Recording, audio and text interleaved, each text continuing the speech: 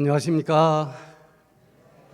오늘 특별히 삼육대학에서 VIP 초청 말씀에 대해 잔치를 개최하게 되었는데, 오늘 이 자리에 참석하신 모든 분들은 우리 목사님께서 좀 전에 말씀하신 것처럼 다들 100세 넘게 건강하게 살 수 있기를 간절히 기원합니다.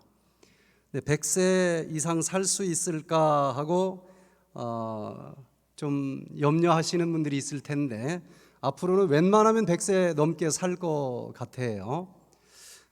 제가 통계청 자료를 보니까 지금 현재 60세이신 분이 앞으로 얼마나 살까 하고 발표된 통계를 보니까 남자들은 82.5세를 살고 여자들은 87.2세를 산다고 그래요. 그런데 앞으로 더 사는 날들 동안 질병과 더불어 살아야 될 유병 기간을 보니까 좀 염려가 됩니다. 남자들은 지금부터 한 22년을 더 살 건데, 그 기간 중에서 병과 함께 씨름해야 될 시간이 14.6년이나 된다고 그러고, 여자들은 앞으로 한 27년 더 사는데 그 중에서 20.2년은 병으로 고생을 해야 된다는 거예요. 앞으로 더 사는 날들 동안 남자들은 3분의 2, 여자들은 4분의 3의 시간을 질병과 더불어 살아야 된다라고 통계청에서 발표를 합니다.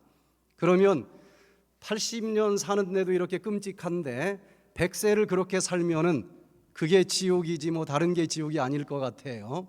그래서 100세 이상 사는 건 좋은데 질병 없이 건강하게 살아가는 것이 중요할 것 같습니다. 그래서 이번 이 말씀의 잔치를 통해서 우리가 과연 어떻게 하면은 건강하고 행복하게 100세 넘게 살 수 있을지, 건강과 행복을 위한 최첨단 의학 뉴스를 오늘과 내일 살펴보는데, 그 중에서 오늘 첫 번째 시간에는 행복, 평안 이 호르몬인 이 세로토닌이 어떻게 하면은 활성화가 될 수 있는지 현대 의학이 발표한 3대 리듬 운동에 대해서 살펴보도록 하겠습니다.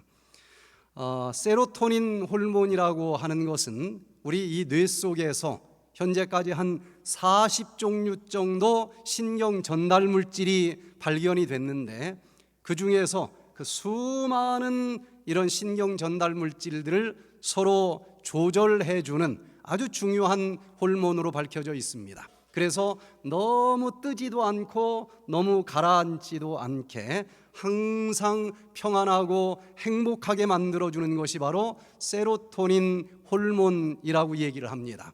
우리들의 감정을 지배하는 3대 이 신경 전달 물질 중에서 흥분하고 너무너무 기쁘고 어떤 쾌락을 느끼게 하는 붕 뜬 기분을 느끼도록 해주는 도파민이라고 하는 신경 전달 물질이 있고, 또 반대로 좀 신경질이 나고 짜증이 나고 좀 불안한 마음으로 떨어지게 해주는 노르아드레날린이라고 하는 신경 전달 물질이 있는데, 세로토닌은 어느 한쪽으로도 치우치지 않게 중간에서 조절을 해주면서 항상 평정심을 갖도록 해주고, 또 평강이 있고 행복이 가슴 속에 자리 잡도록 조절해주는 그런 신경 전달 물질로 밝혀졌습니다. 그래서 우리 이 뇌신경세포가 한 150억 개 정도나 되는데, 그 중에서 세로토닌 이 신경세포는 한 수만 개 정도밖에 되질 않습니다. 그런데 이 세로토닌이 수많은 신경 전달 물질들을 마치 이 오케스트라에서 지휘자가 지휘하듯이 서로 조절해주고 또 이렇게 감싸주면서 우리가 항상 행복을 느낄 수 있도록 만들어주는 그런 호르몬이라고 하는 것인데, 우리가 건강하고 행복하게 사는 비결을 의학적으로 얘기를 한다고 하면은 세로토닌 호르몬이 적당하게 충분하게 나오도록 살아주는 삶이라고 얘기할 수 있을 것 같습니다. 특별히 국제보건기구에서 내린 건강에 대한 정의도 살펴보면은, 건강은 단지 아프거나 질병이 없는 상태가 아니라 신체적, 정신적, 사회적, 영적으로 웰빙을 번역하기가 좀 쉽지 않은 것 같아요. 안녕한 상태이다 그랬는데, 편안할 안자에다가 편안할 영자, 이 신경 전달 물질로 얘기하면은 건강이라고 하는 것은 신체적으로, 정신적으로, 사회적으로, 영적으로 세로토닌이 충분히 나와서 평안한 상태, 그것을 의미하는 것 같습니다. 하나님께서 우리들에게 주신 최고의 선물도 요한복음 14장 27절에 보면은 평안을 너희에게 끼치노니 곧 나의 평안을 너희에게 주노라.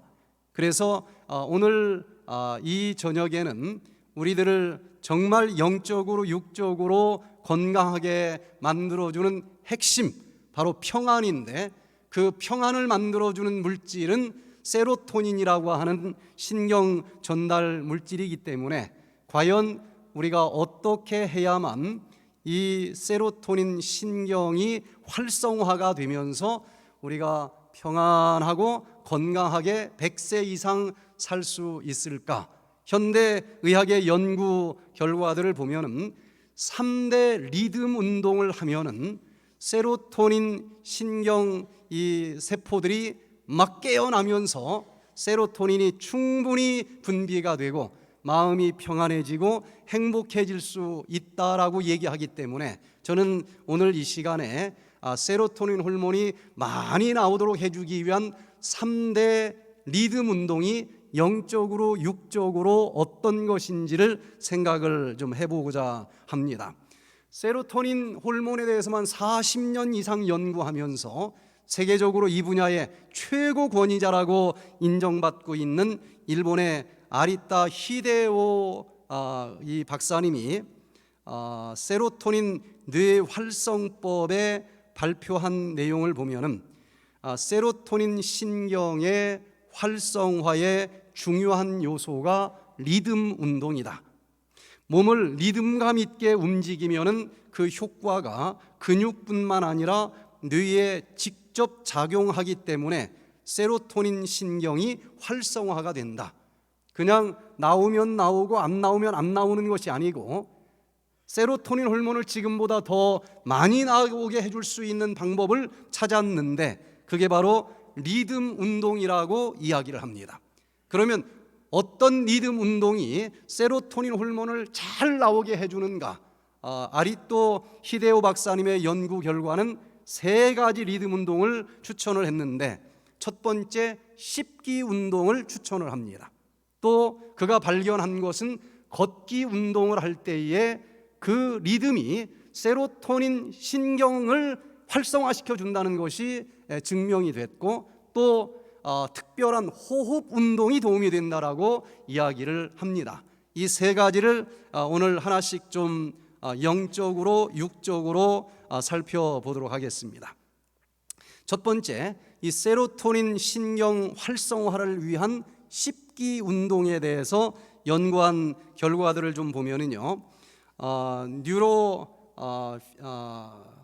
뉴로사이키아트릭 디지즈 앤드 트리트먼트에 발표된 연구 결과를 보면은 씹기 운동을 한 그룹과 대조군을 비교한 연구 논문을 찾아보니까 씹기 운동을 할 때에 이 세로토닌 신경 전달 물질들이 확실하게 유의한 수준으로 증가된다라고 하는 과학적인 연구 결과를 제가 확인할 수가 있었습니다.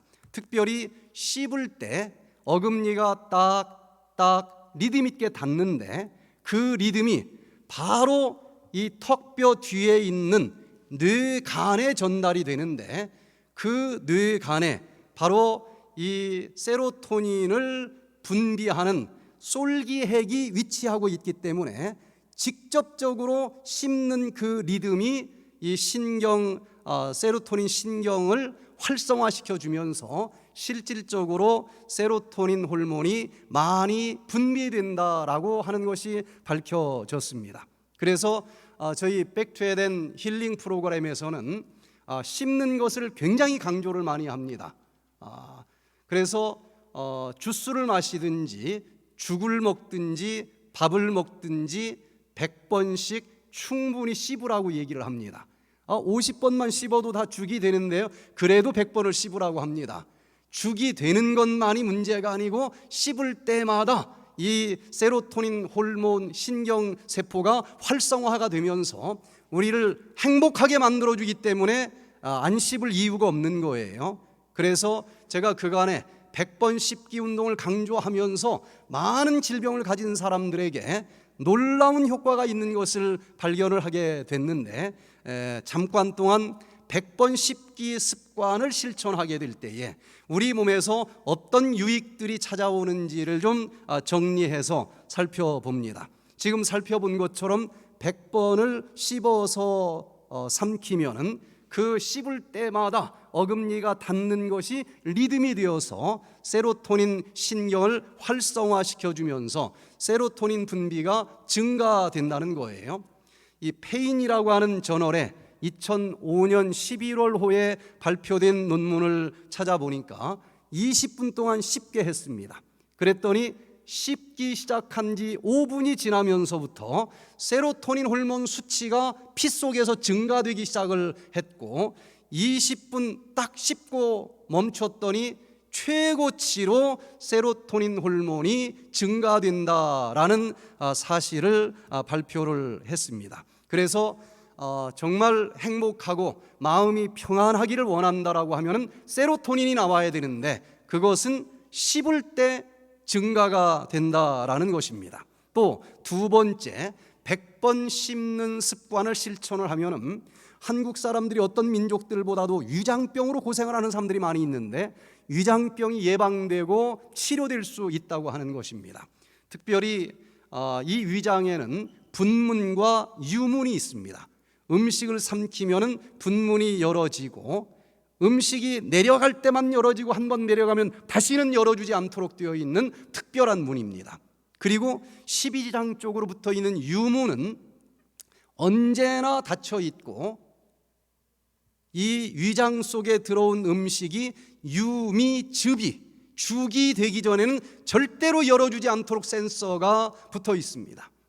그런데 왜 한국 사람들은 위장병이 그렇게 많을까? 한국 사람들이 하는 말 중에서 외국 사람들이 제일 빨리 배우는 단어가 어떤 걸까요? 동남아시아 가니까 빨리빨리 같아요. 그래서 밥을 한 서너 번 씹고 삼키는 사람들이 참 많습니다. 저는 타고나기를 위장이 굉장히 약한 사람으로 태어났어요. 고등학교 때는 돌멩이를 씹어도 다 삭일 정도의 나이라고 그러는데 저는 위장이 약해서 맨밥을 먹지를 못했습니다. 항상 국을 말아 먹든지 물을 말아 먹고, 그것도 조금만 일찍 삼키면은 여기에 딱 한 덩어리가 얹혀 있어요. 항상 체해 있고 조금만 빨리 먹으면 한 덩어리가 더 올라가는 거예요. 그렇게 위장이 약했었던 제가 100번 씹는 원리를 이해하고 그걸 실천하고 나서 지금은 저보다 위장 더 좋은 사람이 있으면 제가 좀 따져보자고 할 정도예요. 100번을 씹으면은 이 입에서 탄수화물이 완전히 죽이 됩니다. 씹을 때 침이 나오고 침 속에서 프티알린이라고 하는 소화효소가 나오기 때문에 탄수화물이 다 죽이 된 다음에 위장으로 내려가요. 그러나 5번 씹고 삼키는 사람들은 아마도 재수 없는 밥풀떼기만 한 반토막 날 것이고 밥풀떼기 하나가 통째로 위장으로 들어가는 것이 많을 거예요. 그러면 유무는 하여튼 위장에 들어온 이 음식이 죽이 되기 전에는 절대로 열어주지 않습니다.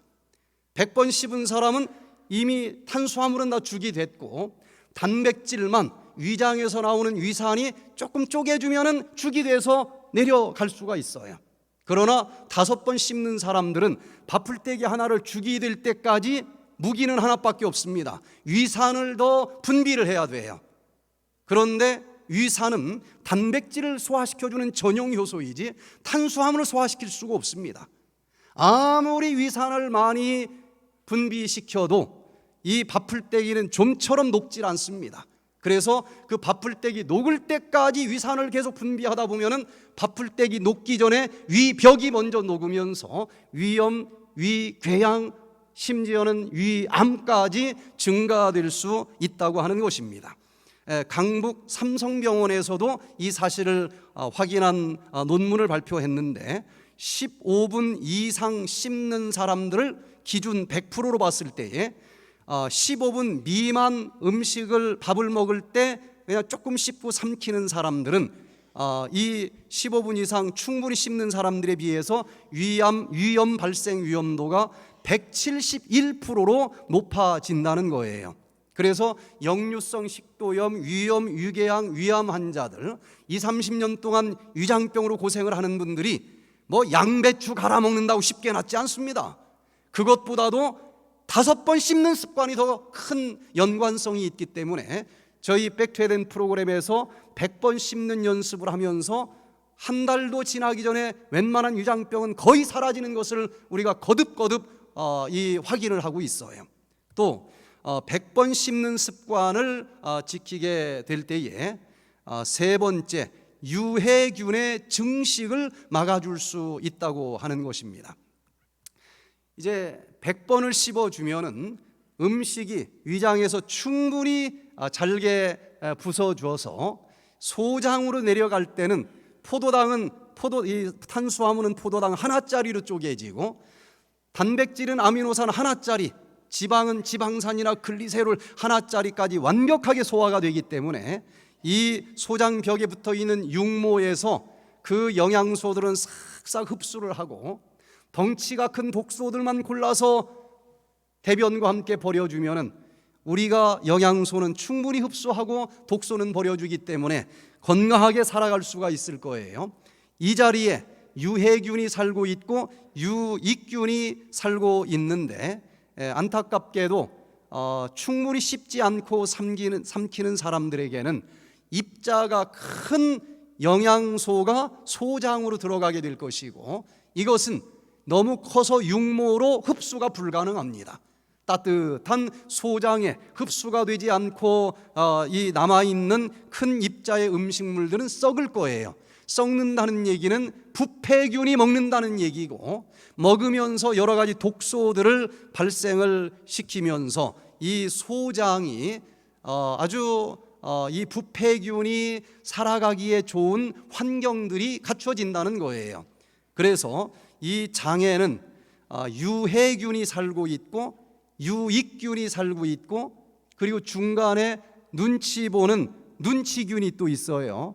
중간균이 있는데 이 중간균은 중간에서 눈치를 보다가 누가 더 세력이 세지는가 살펴보다가 세력이 세지면 그쪽으로 붙어버리기 때문에 아주 심각한 문제들이 발생을 합니다.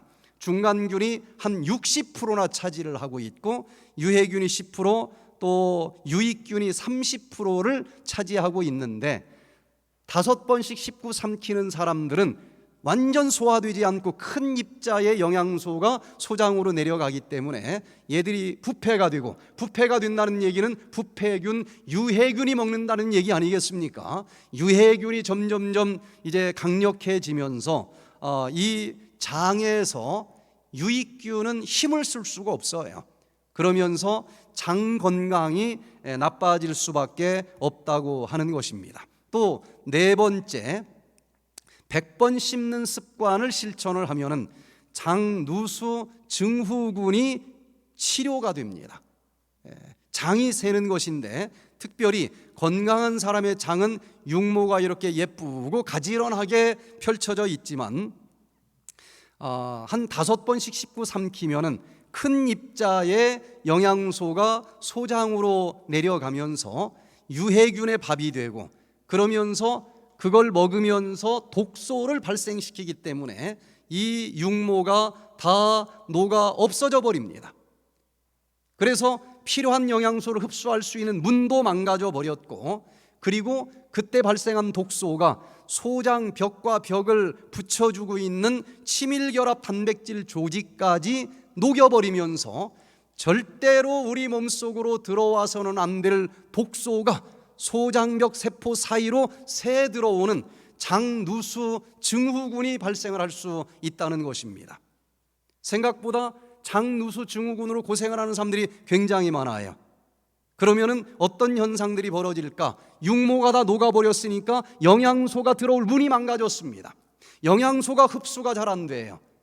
그래서 어떤 영양소가 흡수가 특별히 안 됐느냐에 따라서 영양 결핍성 질병들이 발생할 수밖에 없겠고, 그리고 들어와서는 안 될 독소가 새 들어오기 때문에 그 독소가 우리 몸속에 흘러다니면서 어디에 가서 부착했느냐에 따라서 질병의 이름만 달라지는 내 독소 반응으로 인한 수많은 이 질병들이 싹이 틀 수밖에 없겠고, 그리고 또 이 장에서 우리 몸에 살고 있는 면역세포가 70%나 살고 있는데, 이렇게 독소로 가득한 장에서는 면역세포가 힘을 낼 수가 없을 거예요. 그래서 면역세포가 약해지면서 나타나는 알러지 체질들이 생깁니다. 수많은 알러지 환자들, 여기 뭐 바르는 것으로 치료하려고 하지만 좀처럼 치료가 안 됩니다. 그런데 이 장을 먼저 청소하고 이 장누수 증후군을 치료했더니 수많은 알러지 아토피 환자들이 짧은 시간 동안에 깨끗이 치료되는 것을 저희들이 많이 봅니다. 면역력이 약해지다가 아주 파김치가 되면은 분별력까지 잃어버리면서 아군 적군을 제대로 분별하지 못하고 자기 몸을 적군으로 오해하고 공격하면서 나타나는 심각한 자가면역 계통의 질병들이 나옵니다. 병원 가도 이건 좀처럼 치료가 안 돼요. 그런데 이 100번 씹는 습관을 비롯해서 장을 치료하는 이 생활습관 개선 프로그램을 실천하게 될 때에 각종 자가면역 질환들도 놀랍게 치료되는 것을 보게 됩니다. 특별히 연구 결과를 보면은요, 행동장애 저널에 발표된 것을 보면은 이 장에서 이 미생물들이, 유해균들이 음식을 먹으면서 만든 여러 가지 이 독소들이, 그 물질들이 뇌에까지 영향을 주면서 치매나 파킨슨씨와 같은 수많은 질환들을 발생시키는 것과 연관이 있다라고 하는 것을 최근 2, 3년 사이에 너무나 많은 연구 결과들이 발표가 되고 있습니다.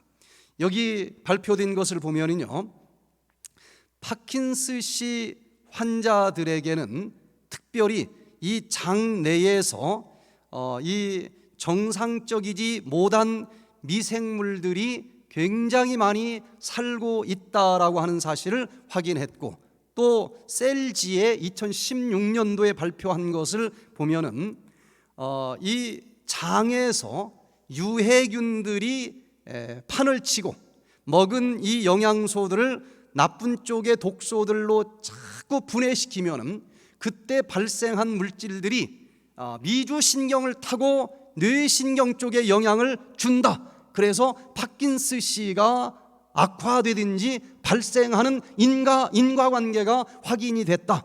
그래서 뇌에서 있는 질환들을 이제 장에서 먼저 치료해야 될 필요가 있다라고 이야기를 합니다.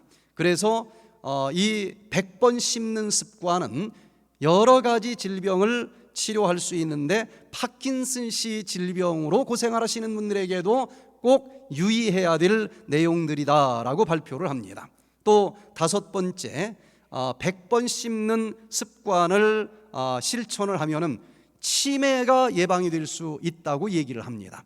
특별히 씹을 때 어금니가 딱딱 닿는 그 리듬이 뇌세포 한가운데에 있는 시상하부 내측에 있는 만복중추 신경을 자극을 한다는 사실이 밝혀졌고, 그것이 결국은 기억력을 증가시키면서 치매를 예방한다는 것입니다. 씹기 전에는 56.2%를 기억할 수 있었는데 2분 동안 씹은 다음에는 5%를 기억할 정도로 이 씹는 것과 기억력은 밀접한 관련이 있어서 치매를 예방하고 치료하는데 아주 중요한 영향을 끼친다라고 하는 것이 일본 기후대학에서 발표한 논문입니다. 또 6번째, 100번 씹는 습관을 실천하게 될 때에 면역력이 증가된다는 거예요.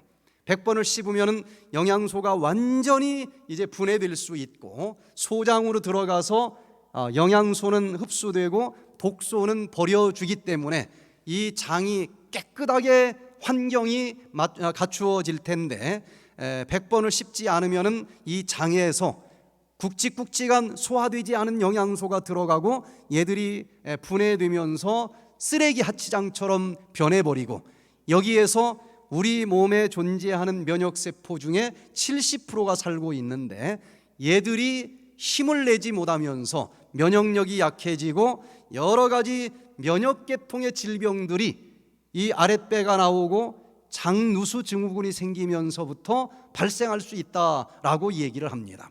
특별히 Journal of Prothodontic Research에 발표된 논문을 보니까요, 이 30분 동안 씹고서 씹기 전과 후에 면역 세포들에 대해서 조사를 해보니까 피부 항균성 펩타이드 1 면역체가 씹기 전보다 씹고 난 다음에는 99.4에서 142까지 면역력이 증가된다는 사실을 발표했고 또 분비형 면역 글로불린 A 면역체도 씹기 전에는 2.39였는데 씹고 난 다음에는 3.61로 이렇게 면역력이 씹는 것과 굉장히 밀접하게 관계가 있다라고 발표를 합니다.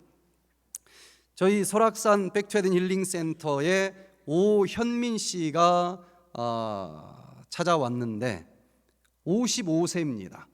그런데 태어나면서부터 과민성 대장 증후군을 가지고 있었고 평생을 이 병 때문에 고생을 하는데 55년 될 때까지 이 병 때문에 직장을 단 한 번도 가져본 적이 없다고 그래요.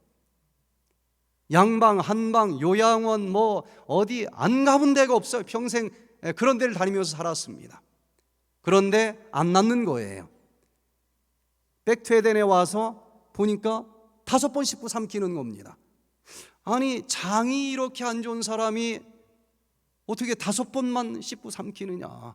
그래서 100번 씹는 것이 얼마나 중요한지 자세하게 설명을 해드렸더니 그렇게 많은 데를 다녔는데 100번 씹는 거 강조한 데를 못 봤다는 거예요. 그날부터 100번을 씹는데 다른 사람이 다 밥 먹고 나가도 이 사람 한 분은 끝까지 100번씩 세면서 먹어요. 그래서 설거지하는 사람들이 이분 때문에 좀 더 기다려야 되는데 이분이 그 다음 환자 오니까 자기가 이제 치료된 비법을 전수해 주는데 누가 눈치를 주든 말든 그냥 100번 씹고 삼키면 낫습니다. 그렇게 가르쳐 주더라고요.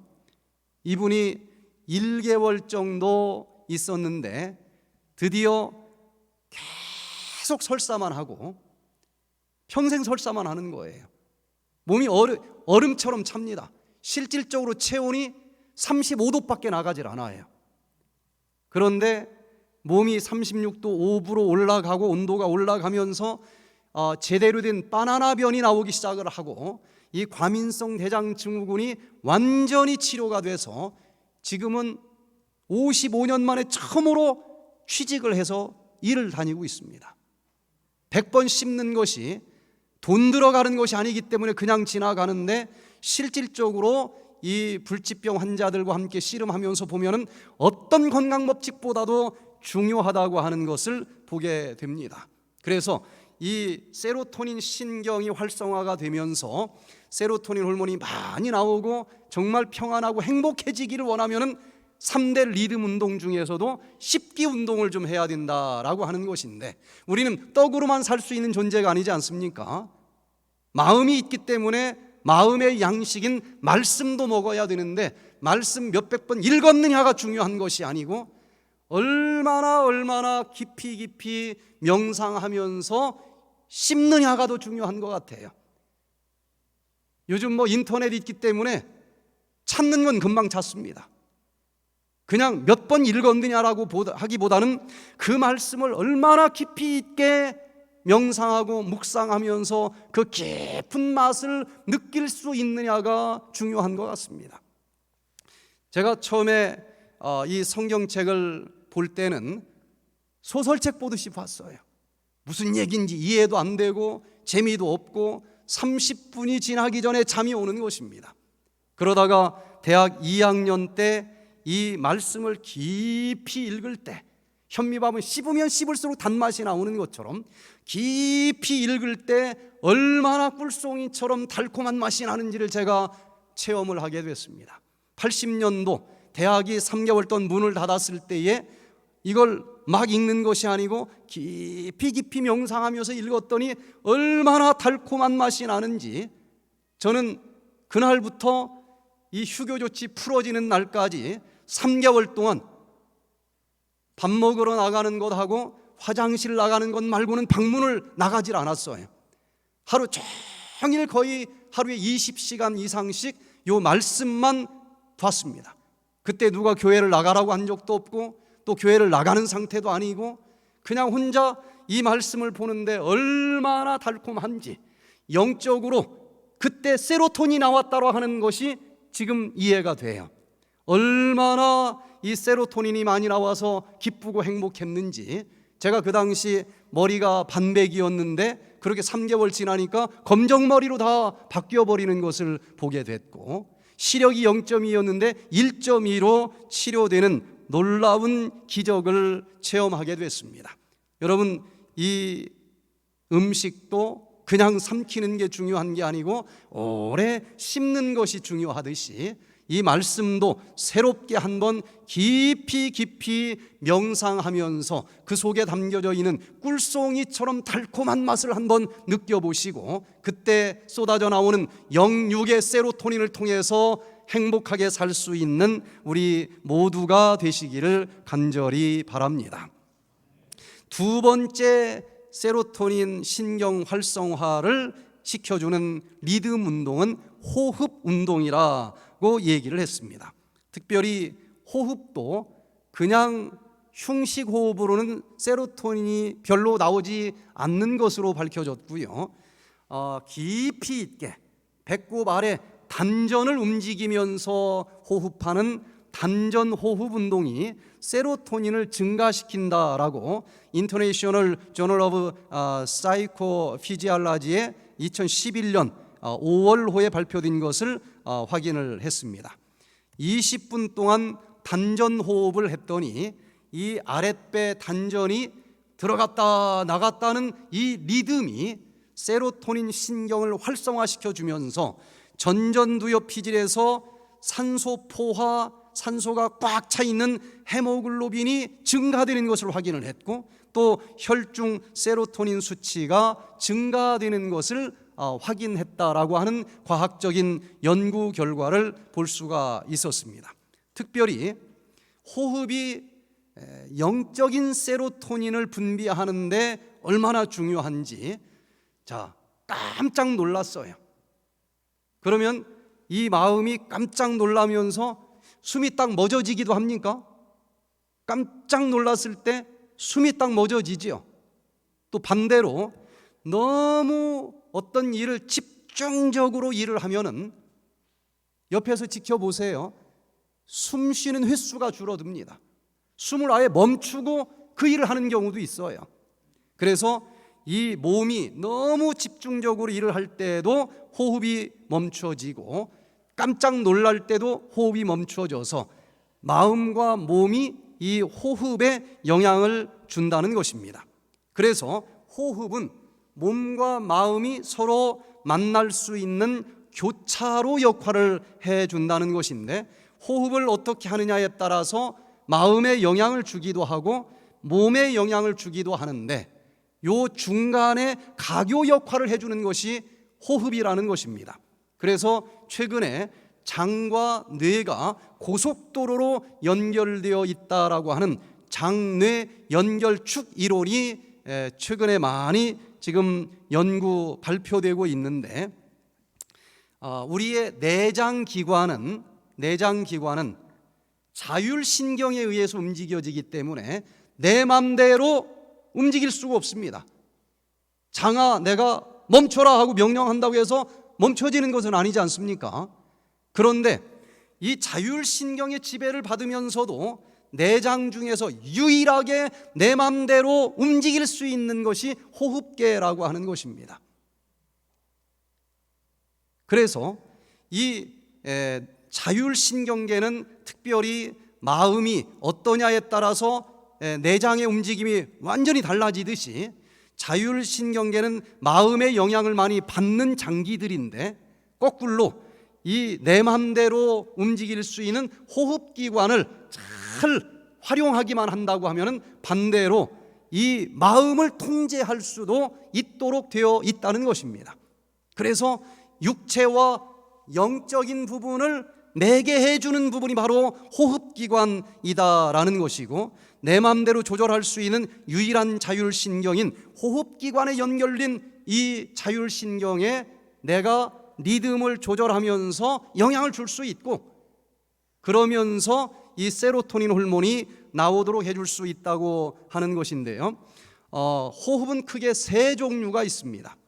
하나는 가슴이 들어갔다 나갔다 하면서 숨을 쉬는 흉식호흡이 있고, 그 다음에 흔히 우리가 복식호흡이라고 하는 것은 윗배가 들어갔다 나갔다 합니다.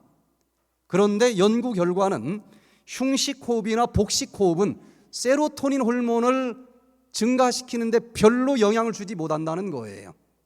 배꼽 아래 부분에 있는 이 단전이 움직이는 단전호흡이 세로토닌을 굉장히 많이 분비시켜 준다라고 이야기를 합니다.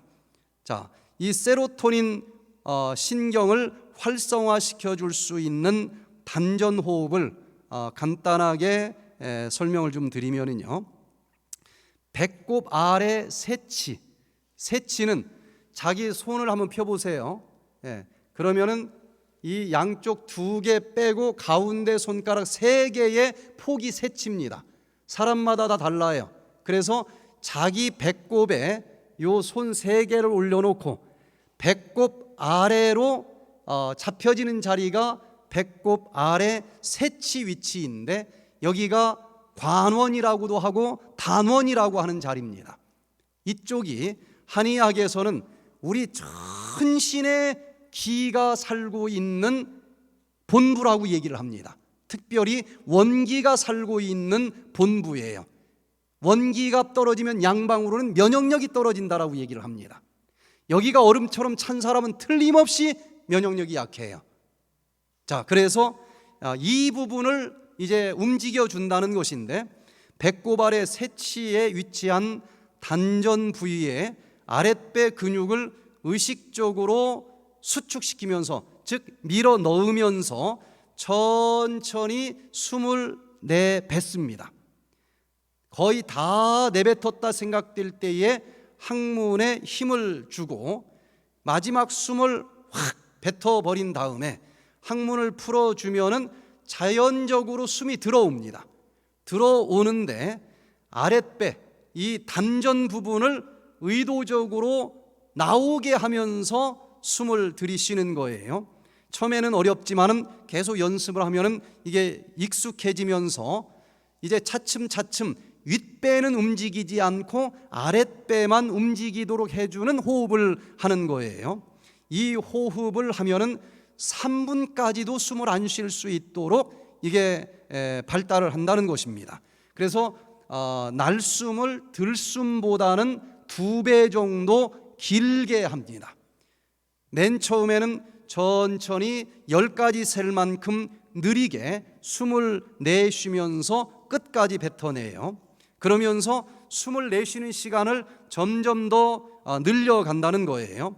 그리고 들이마실 때는 코로만 들이마시지만 내뱉을 때는 코나 입 2개 다 사용을 해도 되고 그렇게 내쉽니다. 잡념이 떠오르면은 그거 쫓아버리려고 하지 말고 그냥 흘려 내보냅니다. 하나 둘 집중하면서 호흡을 횟수를 세면서 잡념이 들어오든 말든 내버려두고 호흡 횟수에 세는 것에 집중을 하면서 연습을 하면은 이게 계속 발전을 하게 되어 있고, 이런 호흡을 할 때에 세로토닌 호르몬이 분비가 증가되는 것으로 이 학술적인 연구 결과에서도 발표되고 있습니다. 그래서 이 세로토닌 신경이 활성화되기를 원하면은 깊은 호흡 운동을 해야 되는데, 그냥 쉬는 게 아니고 의도적으로 이 하단부에 아랫배가 들어갔다 나갔다 하는 것을 리듬 있게 깊은 호흡을 해줘야 되는 것처럼, 영적인 호흡도 기도라고 얘기할 수 있는데, 그 기도를 그냥 하는 것이 아니라 깊은 기도를 해야 된다는 것입니다. 그럴 때에 세로토닌 호르몬이 나오고 정말 행복이 무엇인지를 체험할 수 있다는 것입니다. 권명숙 씨가 아주 심한 알러지로 고생을 하면서 백퇴된 프로그램에 오셨어요. 이분은 콧물이 계속 나옵니다.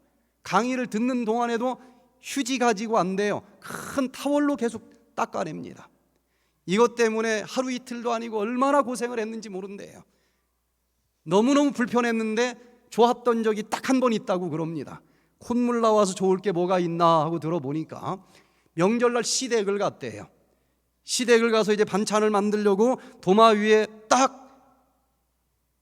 머리를 숙이고 칼을 들었는데 콧물이 반찬 위로 쭈르르륵 하고 떨어지는 것을 시어머니가 봤어요.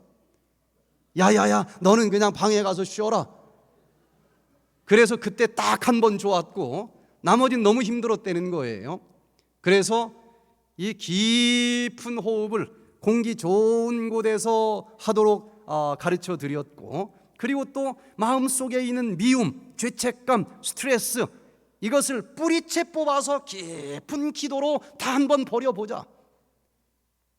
이분이 이것을 일주일 동안 실천을 하면서 놀랍게도 알러지가 완전히 사라지는 치료를 받습니다.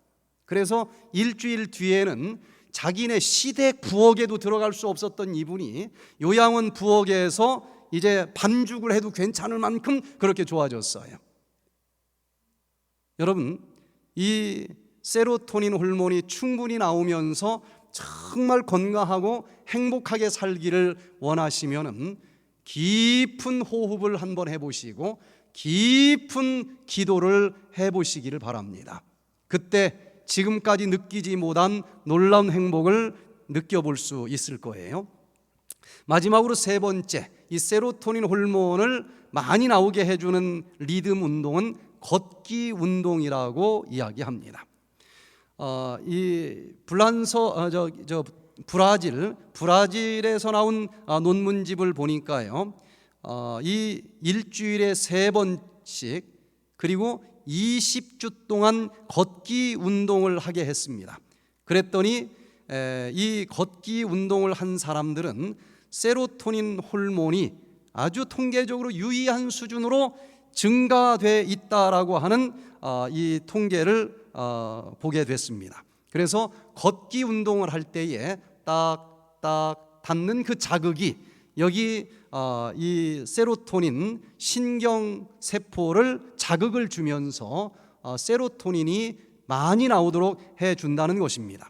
이 아리타 히데오 박사가 연구한 것도 보면은요, 운동을 하는데 다른 생각 안 하고 운동만 집중적으로 이제 한 사람들이 다른 생각하면서 운동을 하는 것보다도 세로토닌 호르몬이 훨씬 많이 나온다라고 하는 연구 결과를 발표를 합니다. 그래서 운동을 집중적으로 한번 해보라는 거예요. 그리고 이제 자전거 선수들에게 자전거를 타게 했고, 일반 학생들에게 똑같은 자전거를 타게 하고서 이 혈중 세로토닌을 검사를 해보니까 누가 더 많이 나왔을 것 같습니까? 자전거 선수들이 자전거를 타게 했고, 자전거를 탄 적이 없는 일반 사람들이 자전거를 타게 했어요. 그리고 그 운동 끝나고 나서 세로토닌을 피 뽑아서 검사를 해봤더니 누가 더 많이 나왔을까요? 일반 학생이 훨씬 더 많이 나왔어요. 왜? 일반 학생에게는 이게 좀 벅찬 겁니다. 그래서 막 아주 집중적으로 해야 돼. 세로토닌이 많이 나옵니다. 그러나 운동선수는 식은 죽 먹기야. 그냥 딴 생각하면서 밟아도 돼요. 그래서 운동은 운동답게 하는 게 좋다. 특별히 세로토닌 호르몬이 나오게 하려면 가벼운 산책은 그렇게 효과가 없고, 뭔가 정말 운동하는 것처럼 했을 때 이 피를 뽑아서 보면은 세로토닌 호르몬이 많이 나온다라고 얘기를 합니다. 그렇다고 해서 너무 과도하게 하면 안 돼요. 과도하게 운동을 하면은 젖산이 분비가 되고, 이 젖산이 세로토닌 이 신경세포 중에서 이 자가 수용체 쪽으로 나왔던 이 세로토닌 호르몬이 도로 돌아가 버립니다. 왜? 이 젖산이 이제 이 세로토닌 신경세포에서 분비를 하면은 수용체에서 받아야 되는데, 여기에 젖산이 이제 많이 쌓여버리면 받지를 못해요. 받지 못하면 나오던 것이 돌아가는 샛길로 돌아가면서 결과적으로 세로토닌 호르몬이 덜 분비된 것과 같은 현상이 나타나면서 피곤해진다는 것입니다. 그래서 운동은 조금 운동하는 것답게 하지만 너무 과도하게 운동을 해도 세로토닌 호르몬은 또 더 안 나오게 되어 있다는 거예요. 이렇게 우리가 행복하기 위해서는 걷기 운동을 좀 규칙적으로 해주는 게 좋다는 것입니다. 영적으로도 사랑이라고 하는 말씀을 먹는 데만 관심을 갖지 말고 이것을 좀 나누어 주는 영적인 운동, 사랑을 나누어 주는 운동을 정규적으로 실천하면서 살 때에 실질적으로도 행복을 느끼지 않습니까? 이 라승화 씨라고 하는 분이 이 프로그램에 참여를 했습니다. 중풍이 온 것처럼 팔다리가 움직이질 않아요. 말이 전혀 되질 않습니다. 병원을 찾아갔더니 이 뇌 속에 주먹만한 암덩어리가 있다고 이제 밝혀졌고 1차 수술을 했습니다. 그런데 이제 시간 지나서 또 가보니까 또 자랐다는 거예요. 2차 수술을 했는데도 이제는 말을 전혀 못하고 팔이 움직이질 않습니다. 그리고 더 이상 이제 칼을 댈 수가 없다는 거예요. 그래서 이 백투에덴 프로그램에 와서 3대 리듬 운동을 비롯해서 백투에덴을 실천하게 됐는데, 일주일 지나니까 한쪽 팔이 올라가는 거예요. 그리고 일주일 배운 것대로 이분이 3개월 동안 디톡스를 합니다. 힘들지만 계속 걸었어요. 3개월 뒤에 이 아랫배가 쑥 빠졌는데 17kg가 빠졌습니다. 17kg가 빠졌을 뿐만 아니라 요 뇌세포에서 암세포가 싹 없어져 버리는 놀라운 기적이 일어납니다. 그러면서 지금은 그 자기가 어떻게 치료됐는지를 많은 사람들에게 자기만 좋아지는 게 아니라 나눠주는 삶을 지금 살고 있어요. 내가 이렇게 했더니 나았다. 그러면서 많은 사람들이 이분의 그 나눠주는 그 경험담을 통해서 계속 치료가 되고 있고, 지금은 중국에서 조직적으로 이렇게 나누어주는 운동을 여러 사람들이 그룹져서 지금 하고 있습니다. 자, 이 세로토닌 호르몬이 나오면은 행복해진다라고 얘기를 했는데, 육적인 이 세로토닌 호르몬이 나오기 위한 3대 운동도 중요하지만 영적으로도 진짜 행복해지기를 원하면은 이 3대 영적인 리듬 운동을 좀 해야 되지 않겠습니까? 먼저 씹기 운동을 해야 된다 한 것처럼 그냥 삼키지 말고 음식을 오래오래 씹어서 먹어야만 되는 것처럼 영적인 음식인 말씀도 깊이 깊이 명상하면서 먹어본다고 하면 진짜 세로토닌이 뭔지, 진짜 행복이 뭔지 체험할 수 있지 않겠습니까?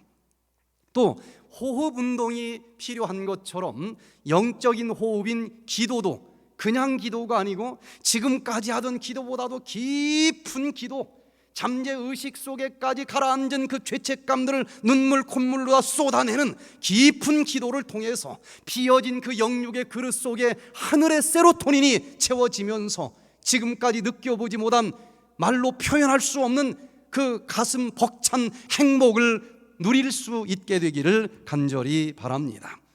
또 먹었으면 에너지로 쓰는 운동을 해야 되는 것처럼 사랑이라고 하는 말씀을 먹었으면 이론적으로만 여기 담고 있을 것이 아니라 이것을 누구한테인가 나누어 줄 수 있는 이 영적으로 사랑을 나누는 전도 활동들을 하면서 지금까지 느껴보지 못한 그 영적인 세로토닌이 분비되면서 행복을 누릴 수 있는 우리 모두가 되시기를 간절히 바랍니다. 시편 85편 8절에 보면은 내가 하나님 여호와의 하실 말씀을 들으리니 대저 그 백성 그 성도에게 화평을 말씀하실 것이라. 우리가 그렇게 원하는 화평, 평화, 영적인 세로토닌 호르몬은 여기 보니까 하나님의 말씀을 들을 때 나온다 그랬습니다. 하나님께서는 네가 물 가운데로 지날 때에도 네가 불 가운데로 지날 때에도 내가 너와 함께 할 것이라. 물시험 불시험이 밀려오는데도 이해할 수 없을 정도의 평안이 여기서 자리 잡기를 원하신다라고 하면 하나님의 말씀을 펼쳐보시기를 바랍니다. 저는 정말 마지막 상황에 처해 있는 많은 사람들을 봅니다. 사람의 말로 위로해 줄 수 없을 정도로 이것저것 사방에서 얽히고 설키고 막혀 있는 사람들은 뭔가 큰 질병을 가지고 옵니다. 그때 저는 사람의 말로 위로할 수 없는 상황인 것을 깨달으면서 오직 하나님의 말씀을 권면을 합니다. 그때 놀라운 영적인 세로토닌이 분비되는 것을 보게 되는데 내가 주는 평안은 이 세상이 주는 것과 같지 않은 평안이라. 그 놀라운 하늘의 세로토닌 호르몬이 하나님의 말씀을 펼치면서 쏟아져 나오는 경험을 우리 모두 할 수 있기를 간절히 바랍니다. 또 여기 보면 내가 기도하면 어떤 일이 벌어집니까? 하나님이 들으시는데 나의 생각은 재앙이 아니고 곧 평안이다. 하나님은 우리들에게 재난을 주기를 원하지 않습니다. 우리가 깊은 기도를 하고 하나님을 만나게 될 때에 하나님께서는 그때 드디어 영적인 세로토닌 호르몬을 부어주시면서 그 어떤 곳에서도 느낄 수 없는 하늘의 평안을 경험하게 하십니다. 다니엘이 바로 이 영적인 세로토닌을 좀 받아본 적 있다고 생각이 되지 않습니까? 사자굴에 있으면서도 하루 3번씩 기도했을 때에 그 다니엘에게 하늘의 세로토닌, 영적인 세로토닌이 분비되면서 거기서 두려운 것이 아니고 아마 다니엘이 살아간 일평생 중에서 가장 큰 평안을 그때 느꼈을 텐데 오늘 우리들에게도 지금 여러 가지 어려운 형편과 사정 속에 지금 갇혀 있을지라도 깊은 기도를 통해서 이 하늘의 평안을 누릴 수 있기를 간절히 바랍니다. 또 3번째, 하나님께서 화평케 하는 자에게 복이 있다 그랬습니다. 나만 평화로울 것이 아니라 다른 사람들도 평화롭게 또 전해주고 도와주고 봉사하는 삶을 살게 될 때에 그때 경험할 수 없는 평안이 밀려옵니다. 이 복음을 전하기 위해서 로마로 가는 배를 탄 이 사도 바울이 풍랑이라고 하는 시련을 만나면서 배가 다 난파될 때에 그때 하나님께서 얼마나 놀라운 영적인 세로토닌 호르몬을 이 사도 바울에게 부어줬는지 두려워 말라. 내가 가이사 앞에 서야 하겠다. 그러니 안심하라. 여러분, 우리도 비슷한 여러 가지 역경 속에 지금 있는지 모르겠어요. 그래도 나에게 뭔가 나 하나만 그저 내 목숨 하나만 부지하기 위한 삶이 아니고 내가 누군가에게 도움이 될 수 있는, 손을 펼칠 수 있는 사명 가진 삶을 살아갈 수 있기를 바랍니다. 그 사명이 맞춰질 때까지는 결코 죽을 수가 없도록 하나님께서 지켜주실 줄로 믿습니다. 한 달 전에 미국에서 한 전도사님이 오셨습니다. 이분은 혈관이 다 막히고 심장이 다 막히는데 비행기에서만 심장마비 온 것이 5번이나 된다고 그래요. 한 번에 5번이 아니고 탈 때마다 온 게 5번이나 오는데, 그럼 비행기를 타지 말아야지 왜 계속 탔느냐? 이분은 특별한 전도의 사명을 가지고 계셔요. 그것도 농어촌으로만 다닙니다. 그렇게 심장마비가 왔는데도 또 비행기를 타고 가는 거예요. 여러분, 사명이 있는 자는 죽지 않습니다. 그런데 이제 너무 심해져서 병원에서는 약을 한 주먹씩 주고 약 먹는 게 너무 힘들어서 의사 선생님한테 이거 안 먹으면 안 됩니까? 그랬더니 사정을 하더래. 의사 선생님이 제발 나 좀 살려달라고. 이거 안 먹으면 당신은 그날 저녁에 죽는다. 절대로 끊으면 안 된다. 그런데 미국에서 이 백투 에덴에 갔다 오신 분을 만나서 백투 에덴을 한번 가봐라. 그래서 유튜브에서 백투 에덴 강의를 이렇게 들어봤더니 무슨 원리로 치료하는지 이해가 되고, 거기를 그렇게 가고 싶은 거예요. 그래서 이 선교 비용을 딸이 다 대주는데, 비행기를 탈 때는 이 심장이 안 좋으니까 이코노믹으로 너무 불편하지 않습니까? 피가 굳어요. 더 이코노믹 증후군 때문에. 그래서 딸이 다른 건 몰라도 꼭 비즈니스 클래스를 끊어줬대요. 그래서 딸에게 내가 여기 백투 에덴을 좀 가면 치료될 것 같은데 비행기 한 번만 더 끊어줘라. 딸이 절대로 안 됩니다. 비행기 타면 죽을 건데 내가 어떻게 딸로서 비행기표를 끊어줍니까? 절대로 안 됩니다. 그래서 무릎을 꿇고 빌었대요. 딸한테 제발 한 번만 더 끊어줘라. 끝까지 허락을 안 해서 자기가 이코노믹 클래스를 끊어가지고 오는데, 오는 도중에도 이게 또 오려고 그래서 계속 서서 미국의 산국까지 왔다는 거예요. 저희 힐링센터에 왔는데도 이분은 평상시에도 강의를 들으면서도 발에 막 침을 꽂아가지고 피를 뽑아내야 조금 쥐난 게 풀어진다는 거예요. 계속 피를 뽑으면서 살았어요. 저희 설악산에 와서도 그렇게 했습니다. 계단을 내려오기도 힘들어요. 그런데 이분이 딱 40일 만에 완벽하게 모든 약 다 끊고 계단도 내려가기 힘들 정도 상황에서 비룡폭포까지 올라갔다 내려갔다 해도 괜찮을 만큼 완전히 좋아져서 집으로 갔습니다. 여러분, 사명이 있는 자들은 어떤 어려움이 있어도 포기하지 않고 또 그 일을 다 할 수 있는 하늘의 세라토닌을 부어 주시는 것을 믿으시기를 바랍니다. 그래서 오늘 이 건강과 행복을 위해서 우리가 영육의 세로토닌 호르몬이 더 많이 나오는 삶을 살아야 되겠는데, 그 비결은 3대 리듬 운동이다. 첫 번째 무슨 운동이라고 그랬어요? 십기 운동. 두 번째는 호흡 운동. 세 번째는 걷기 운동. 이 세 가지가 단순한 것처럼 보이지만은 우리를 건강하고 행복하게 만들어 준다라고 하는 사실을 기억하시면서 우리 모두 이 3대 영육의 리듬 운동을 통해서 건강하고 행복하게 살아갈 수 있기를 간절히 바라면서 오늘 말씀을 마치겠습니다. 기도하겠습니다. 사랑이 많으신 우리들의 아버지 하나님, 주님께서 저희들을 이 땅에 태어나게 하셨고 우리를 건강하고 행복하게 살기를 원하신다는 것을 알게 해주셔서 감사를 드립니다.